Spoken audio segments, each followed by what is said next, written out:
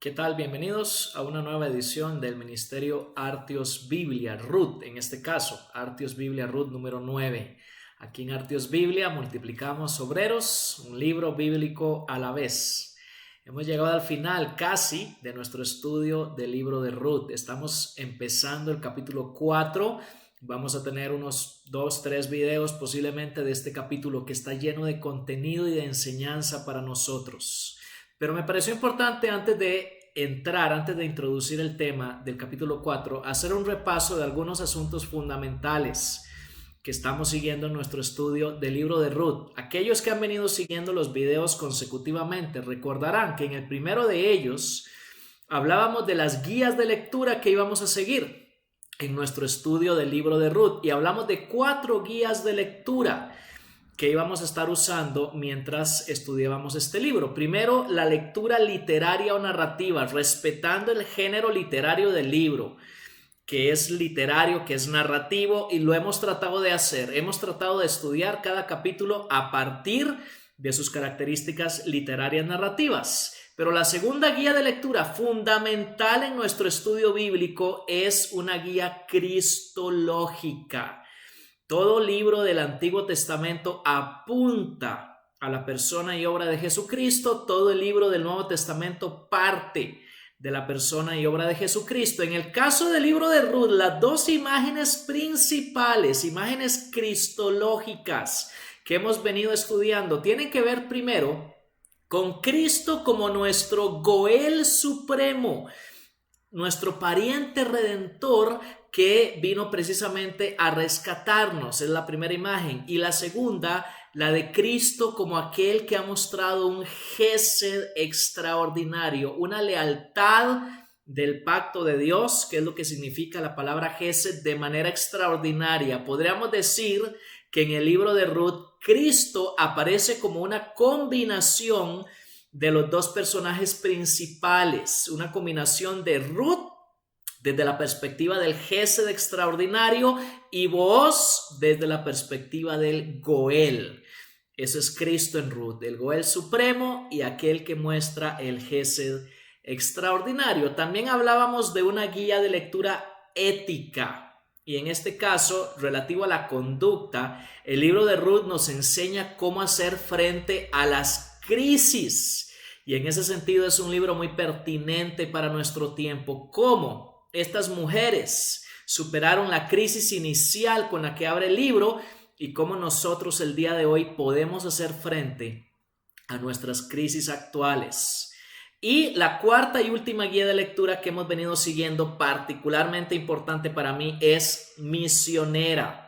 ¿Cómo podemos ingresar dentro de la historia redentora de Dios? Lo he venido enfatizando en cada capítulo del libro de Ruth. Esa mujer se metió en la historia redentora de Dios, según Mateo 1:5, a la fuerza, podríamos decir, porque ella estaba excluida de la congregación del pueblo de Dios, según Deuteronomio 23, del 3 al 6. Esas son las 4 guías de lectura que hemos venido siguiendo y vamos a aplicarlas también al capítulo 4. Ahora, hemos visto hasta este punto de la historia de Ruth 3 concretizaciones del gesed extraordinario, esa lealtad del pacto de la que ya hablamos. Primero, en el capítulo 1, ese gesed extraordinario de Ruth se muestra a través de aferrarse asiduamente a Dios y a las personas vulnerables, como Ruth lo hizo con Noemí. En el capítulo 2, el gesed extraordinario se concretiza en un actuar arduamente para movilizar lo que llamamos los recursos redentores de Dios. Todo eso está en videos anteriores. Y en el capítulo 3, el gesed extraordinario se concretiza en arriesgarse atrevidamente, la importancia de correr riesgos. Ahora, juntos, estos 3 aspectos que acabo de mencionar, estas 3 concretizaciones del gesed extraordinario, nos permiten resolver nuestras crisis. La lectura ética. Yo he dicho en videos anteriores que la orientación bíblica es hacia la acción. Si queremos resolver nuestras crisis, no podemos cruzarnos de brazos simplemente y esperar que Dios nos rescate, sino que la providencia de Dios actúa, se mueve cuando nosotros también lo hacemos. Pero también pensando desde la perspectiva misionera, estas tres concretizaciones del Gesed extraordinario nos permiten meternos dentro de la misión presente de Dios. Su historia redentora toma hoy la forma de nuestra misión y podemos ser parte de ella a través de estos tres componentes que ya mencioné del Gesed extraordinario. Es un repaso general entonces, y ahora sí vamos a entrar a nuestro estudio del capítulo 4 del libro de Ruth. Hoy vamos a estudiar los versículos 1 hasta el 11 de Ruth capítulo 4 y voy a leer todo el pasaje. Dice así la palabra de Dios. Y Booz subió a la puerta y allí se sentó. Y he aquí que el pariente más cercano de quien Booz había hablado iba pasando. Y le dijo, tú, ven acá y siéntate. Y él vino y se sentó. Y Booz tomó 10 hombres de los ancianos de la ciudad y les dijo, siéntense aquí. Y ellos se sentaron. Entonces dijo al pariente más cercano, Noemí, que volvió de la tierra de Moab, tiene que vender la parte de la tierra que pertenecía a nuestro hermano Elimelech. Y pensé informarte diciendo, cómprala en presencia de los que están aquí sentados y en presencia de los ancianos de mi pueblo. Si la vas a redimir, redímela. Y si no, dímelo para que yo lo sepa, porque no hay otro aparte de ti que la redima y yo después de ti. Y él dijo, la redimiré. Entonces Booz dijo, el día que compres el campo de manos de Noemí, debes adquirir también a Ruth la moabita, viuda del difunto, a fin de conservar el nombre del difunto en su heredad. Y el pariente más cercano respondió, no puedo redimirla para mí mismo, no sea que perjudique mi heredad, redímela para ti. Usa tú mi derecho de redención, pues yo no puedo redimirla. Y la costumbre en tiempos pasados en Israel, tocante a la redención y el intercambio de tierras para confirmar cualquier asunto, era esta. Uno se quitaba la sandalia y se la daba al otro. Y esta era la manera de confirmar en Israel. El pariente más cercano dijo a Booz, cómprala para ti, y se quitó la sandalia. Entonces Booz dijo a los ancianos y a todo el pueblo, ustedes son testigos hoy, que he comprado de la mano de Noemí todo lo que pertenecía a Elimelech y todo lo que pertenecía a Kelión y a Malón. Además, he adquirido a Ruth la moabita, la viuda de Malón, para que sea mi mujer a fin de preservar el nombre del difunto en su heredad, para que el nombre del difunto no sea cortado de sus hermanos, ni del atrio de su lugar de nacimiento. Ustedes son testigos hoy. Y todo el pueblo que estaba en el atrio y los ancianos dijeron, testigos somos. Vamos a parar acá la lectura a mitad del versículo 11. Ahora, es muy importante cuando estamos estudiando cualquier pasaje de la Biblia observar atentamente cuáles son las características literarias del pasaje en cuestión. Aquí voy a hacer varias observaciones iniciales. Primero, la importancia de la puerta, mencionada 3 veces en los versos 1, 10 y 11. La puerta que aparece al inicio en el verso 1 y en el verso 11, que es donde yo llegué en mi lectura, determina el marco del relato. Aparece al inicio y al final. La puerta de las ciudades antiguas era el equivalente a la corte de justicia y el centro de comercio de nuestras ciudades actuales. Era lugar público donde se tomaban las decisiones más importantes en el ámbito legal y en el ámbito económico, y en el caso de Ruth 4, estas dos cosas van juntas. La puerta era el lugar público donde se tomaban las decisiones legales y comerciales ante los ancianos, que son los líderes del pueblo. En el pasaje que leí se mencionan 4 veces los ancianos, en los versos 2, 4, 9 y 11, pero también Este tipo de decisiones en esas ciudades antiguas se hacían delante del pueblo entero, eran asuntos públicos, a pesar de que parecería que son asuntos familiares privados, pero no, el pueblo está ahí presente, se menciona en los versículos 9 y 11. Esto es importante, fijarnos en este tipo de cosas, porque lo que nos está diciendo Ruth capítulo 4 es que tenemos que llevar el gesed, la lealtad del pacto, a la puerta, al lugar público. Tenemos que llevar el gesed a la sociedad pública, que es lo que representa la puerta en este caso. El libro de Ruth nos muestra cómo el gesed, esa lealtad del pacto de Dios, se manifiesta en todos los ámbitos de existencia y de convivencia. Por ejemplo, en el capítulo 1 es el gesed en el camino, porque las mujeres van de camino regresando de Moab a Belén. Es ahí donde Ruth comienza a mostrar su gesed extraordinario en el ámbito personal a través de varias promesas que ella hace a Noemí. En el capítulo 2 es el gesed en el campo. Toda la narrativa del capítulo 2 se desarrolla prácticamente en el campo donde Ruth va a trabajar. Es el gesed en el ámbito económico, porque el campo era lugar de trabajo.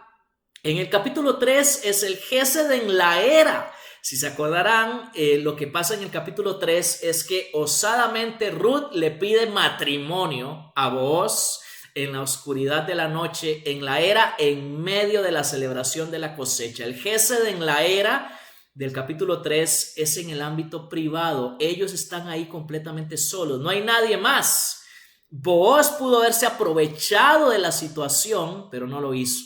Mostró gesed en el ámbito privado. Y aquí en el capítulo 4 es gesed en la puerta, gesed en el ámbito social.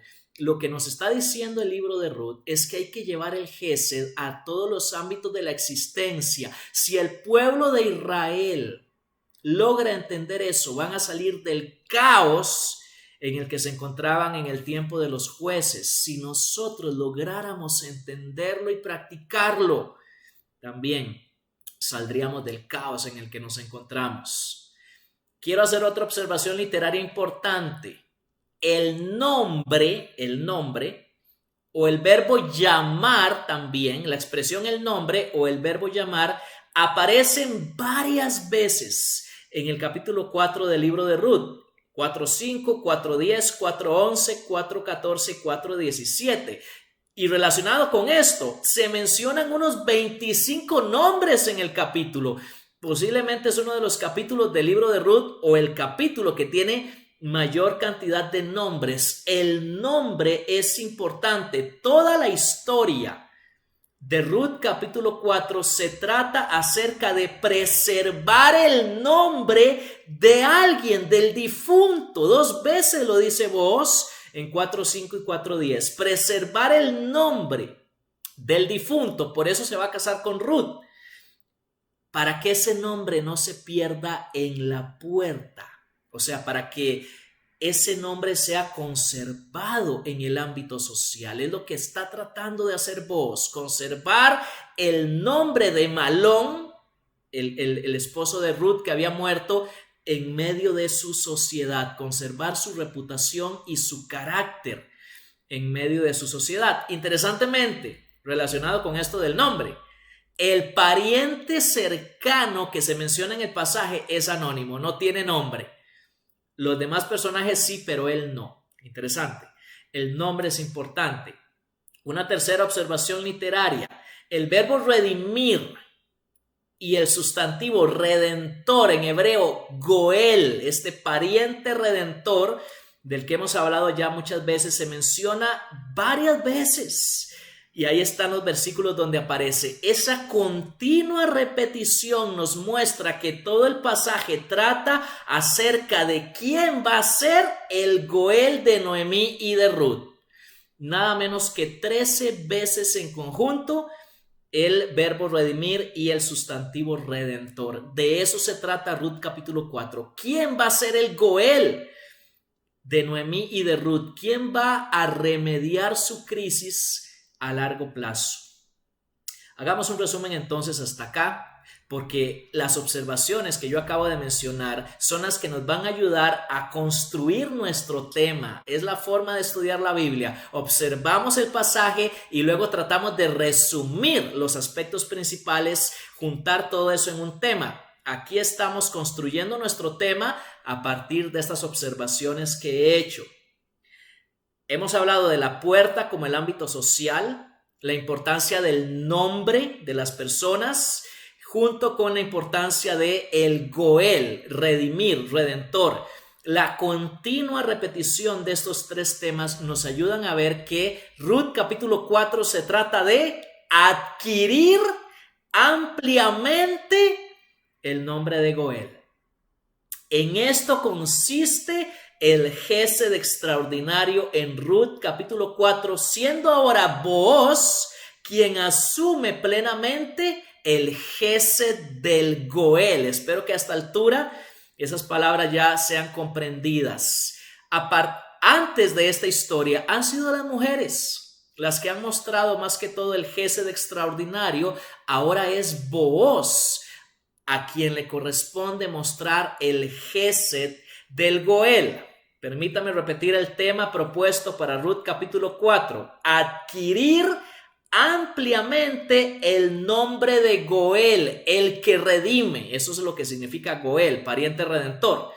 ¿Por qué decimos que ampliamente? ¿Por qué hablamos de adquirir ampliamente el nombre de Goel? Porque se adquiere o se asume este nombre primero en la puerta, que es el ámbito social, versículos 1 hasta el 11, pero segundo lugar en la casa, que es el ámbito familiar, capítulo 4, versículos 11 al 13. En tercer lugar, en la nación, es el ámbito nacional, capítulo 4, del 14 al 17. Y finalmente, en la historia misma, es el ámbito histórico, capítulo 4, versículos 18 al 22. Por eso hablamos de adquirir ampliamente, porque no solo se trata de adquirir el nombre de Goel en la ciudad a la que uno pertenece, sino en la familia, en la nación completa y, por si fuera poco, en la historia. Pero en este video nos vamos a enfocar únicamente en el primer ámbito, que es el ámbito social. Asumir o adquirir ampliamente el nombre de Goel en la puerta. 4 del 1 al 11, y esto es lo que podríamos llamar un Goel social. Un Goel social, entonces. Y el pasaje nos presenta 5 clases de redención. Recordemos, estamos hablando acerca de adquirir ampliamente el nombre de Goel, el que redime. ¿Quién va a asumir el papel del pariente redentor de Noemí y de Ruth? Y en este pasaje que leímos, capítulo 4, del 1 al 11, hay 5 clases de redención. Se habla de redención económica, el énfasis de la tierra. ¿Quién va a comprar la tierra que pertenecía a Noemí, a Elimelech y a sus hijos? La segunda clase de redención es redención familiar, y esto es fundamental. ¿Quién se va a casar con Ruth? Ruth la moabita, como se le menciona varias veces ahí en el pasaje. Esa es una dificultad. Las moabitas tenían prohibido ser parte del pueblo de Dios. Quien se case con esa mujer moabita realmente está mostrando un Gesed extraordinario. Es un Goel, un pariente redentor que va a mostrar un Gesed extraordinario. La tercera clase de redención que se menciona es redención legal o voluntaria. Todo el tema de la sandalia, capítulo 4, versículos 7 y 8, nos remite a una costumbre social, a una costumbre legal en Deuteronomio capítulo 25, de los versos 5 al 10.